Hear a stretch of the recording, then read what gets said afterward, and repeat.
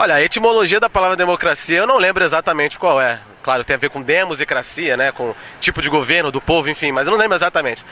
Agora, a democracia na sua forma mais pura e talvez a mais importante é que todos tenham o direito e o dever de fazer parte da sociedade, de participar das decisões políticas e principalmente de poder ter escolha sobre as suas decisões, né? A democracia, do ponto de vista prático, significa a participação de todos os cidadãos na vida política do país. A ideia de que todo cidadão tem espaço político, ele se manifesta, ele, no final das contas, ele faz parte da fonte de poder que organiza a política de uma dada unidade política, seja o Estado, seja uma cidade-estado como na Grécia, enfim.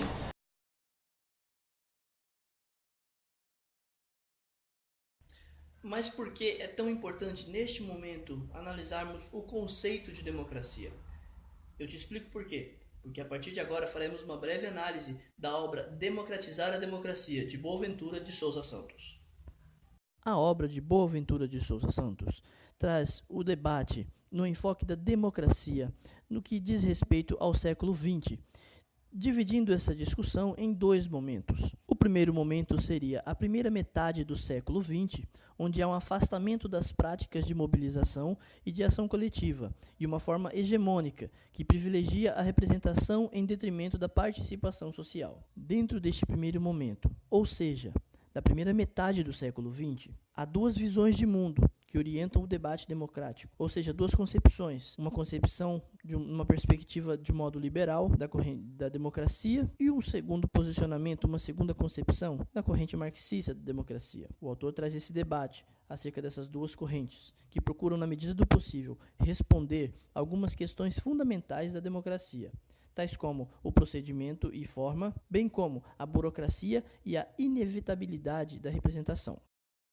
No desenvolver de sua obra, Boaventura Santos acaba por perceber que o debate da democracia vai encontrando barreiras que, no limite, colocam em questão o próprio modelo da democracia hegemônica. Dessa forma, face aos novos condicionamentos sociais e políticos, ele lança mão de um debate entre democracia representativa, que é a forma de democracia hoje adotada pelo sistema brasileiro, entre essa democracia representativa defendida pelos elitistas, e também a importância de se pensar em uma democracia participativa, um outro modelo de democracia, com o objetivo de dar um norte aos problemas enfrentados pela própria democracia.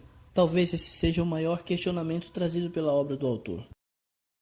Nessa diapasão, uma característica importante trazida pelo autor, neste novo campo democrático, é a participação efetiva dos movimentos sociais, na política, em todos os campos como ressignificações culturais, enfim.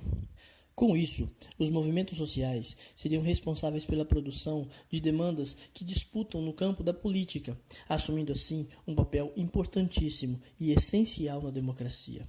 Essa nova realidade, no cenário democrático, revela a necessidade de se enfrentar um novo paradigma que ultrapasse as concepções hegemônicas da democracia representativa e que vá além do próprio debate entre a representação e a participação. Temos de salientar ainda uma questão que o autor traz como um grande retrocesso a todos os avanços já garantidos pela democracia. Seria este fator o capitalismo. O capitalismo é muito criticado pelo autor em sua obra, visto que não é um capitalismo produtivo, é um capitalismo financeiro, em que se despessoaliza a questão das pessoas, do trabalhador, a questão das crianças, e visualiza-se apenas a ganância, o lucro, o capital. Isso por si só é um dos fatores agressivos à democracia, porque implicitamente acaba por ferir princípios da dignidade da pessoa humana. De modo a concluir sua obra, Boaventura de Sousa Santos acaba por elaborar 3 teses. Teses estas que visam fortalecer os cânones democráticos. A primeira tese fala a respeito do fortalecimento da demodiversidade, ou seja, ela reconhece em primeira instância que o modelo de democracia possui diversas formas. A segunda tese fala de um fortalecimento entre o nível local e o global, ou seja, há de se fortalecer e se consolidar, se apoiar, primeiramente, a democracia local, para que ela possa ter reflexos em um âmbito global. E somente assim, as experiências bem-sucedidas a nível local seriam consolidadas através desses institutos. E a terceira tese, ela aponta para a necessidade de um aumento do experimentalismo democrático.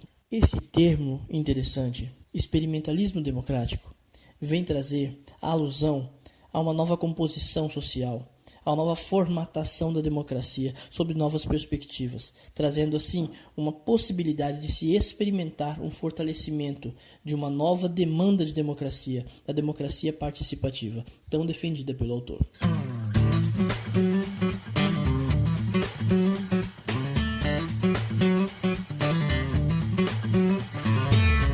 E agora, conforme solicitado pela professora da disciplina, faremos uma breve análise a respeito de um dos capítulos disponíveis para a matéria. Faremos análise sobre o capítulo 6, que tem por título Tribunal Constitucional e Emancipação Social na Colômbia. A análise deste capítulo traz uma sucinta avaliação do potencial emancipatório de algumas decisões do Tribunal Constitucional colombiano. Decisões estas que são consideradas progressistas, pois essas decisões vieram a confrontar os abusos por parte das autoridades e dos poderosos naquele país. Toda essa experiência vivida pelo modelo constitucional colombiano demonstra-se uma situação atípica, visto que o direito é o instrumento mais essencial da dominação no modelo de Estado, e ao passo que esses casos nascem numa instituição de Estado liberal capitalista contemporâneo, isso mostra o porquê de ser uma situação atípica. Faz-se necessário um breve relato a respeito do Tribunal Constitucional colombiano e no que diz respeito à sua história. Já havia, em meados de 1910, um controle judicial de constitucionalidade atribuída ao Supremo Tribunal de Justiça, atribuindo assim a ele a possibilidade de declarar, com poder geral, a inconstitucionalidade de uma lei. Entretanto, somente em 1991, através de uma nova Assembleia Constituinte, o Tribunal Constitucional foi criado através de uma nova Constituição, vindo assim a ter seu efetivo funcionamento a partir do ano seguinte, 1992. Mas desde 1910, o sistema processual colombiano ele já tinha um fácil acesso desenhado, um acesso fácil e barato, onde se garantia a qualquer cidadão colombiano a possibilidade de solicitar que se declare a inconstitucionalidade de uma lei, qualquer lei que fosse essa, sem a necessidade de um advogado ou qualquer outra formalidade. Isso mostra-se uma vanguarda, uma efetivação, uma real tutela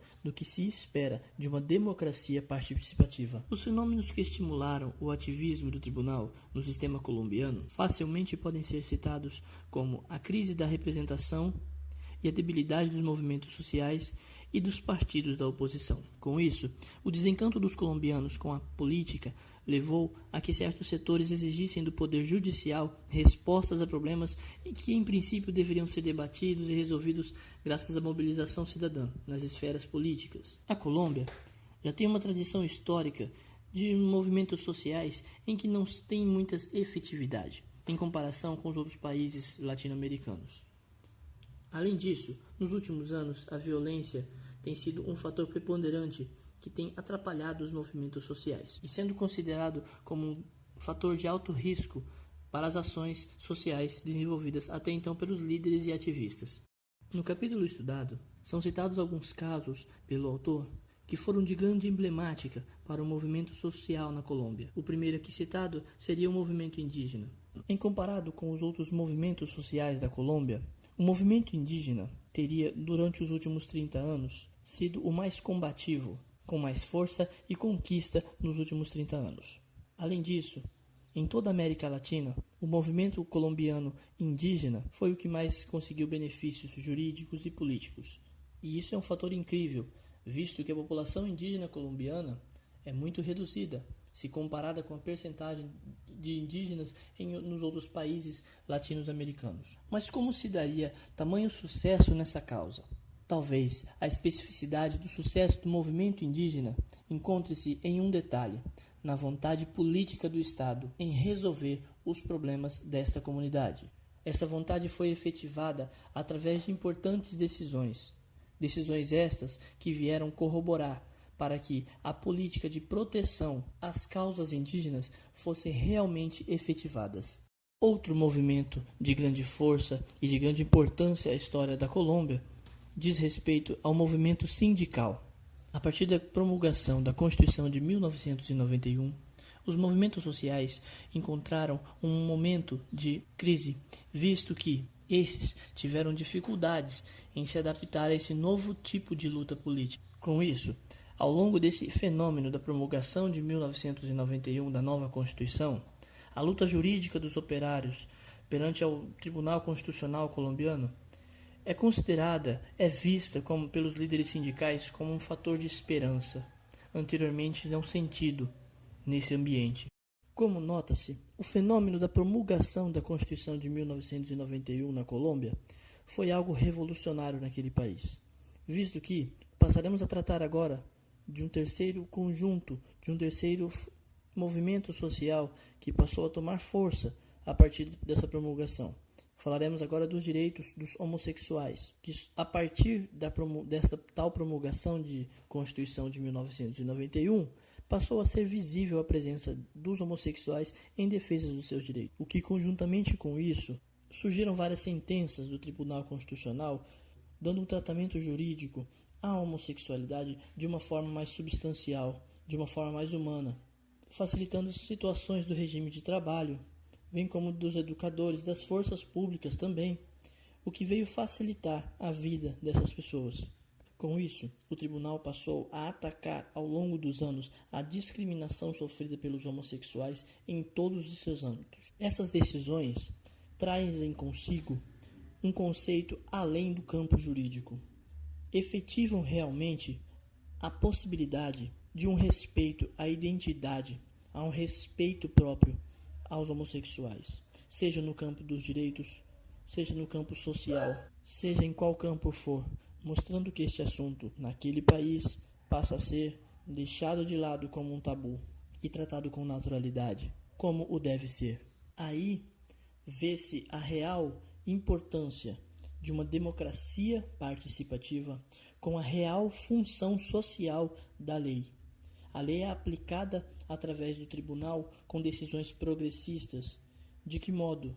De modo a facilitar a vida dessas pessoas, facilitar a aceitação social dessas pessoas perante a sociedade, criando mecanismos, criando embasamentos, criando solidez para que essas pessoas consigam ter vida na normalidade e que não sejam discriminadas pelo simples fato da sua orientação sexual.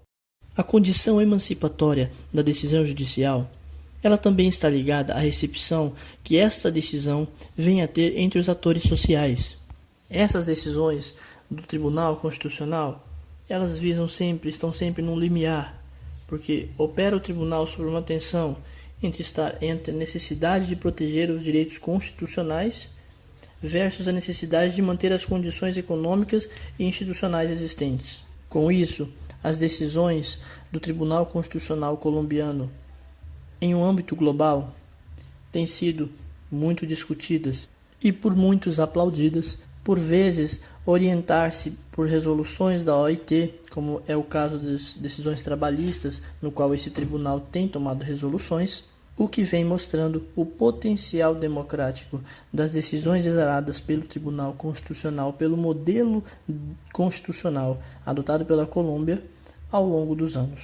Assim, é possível concluir que o modelo de democracia adotado por um país pode ser realmente, como o é, preponderante, essencial para a real efetividade das normas jurídicas no Estado ora estudado, visto que o modelo de democracia participativa mostra-se muito mais efetiva que o modelo de democracia atualmente adotado pelo sistema brasileiro, que tem sido representativa. Exemplos que vemos: a sociedade descrente de seus representantes a uma distância inimaginável, onde o cidadão não consegue sequer falar com seu representante após tê-lo eleito, no que se diz um regime democraticamente eficaz. Conclui-se dessa forma que há de se discutir a real efetividade da democracia, ora assinalada no que se diz hoje o Estado Democrático de Direito brasileiro. Esse vídeo foi produzido por mim, Stuart Rocha, para a disciplina de Teoria Política Contemporânea, nesse semestre letivo de 2017-1. E a professora gostou? Dá um like e não esquece, 10, viu? 10. Valeu!